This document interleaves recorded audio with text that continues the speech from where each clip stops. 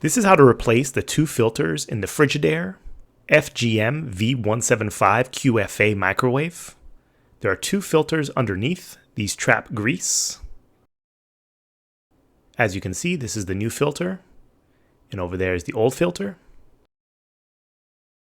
There are clips on each filter, so what you can do is just take the clip and push it backwards, and it can just drop out.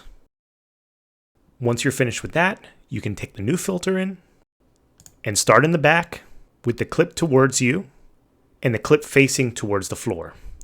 You're going to do the same thing on the other side. Using the clip, drop it out.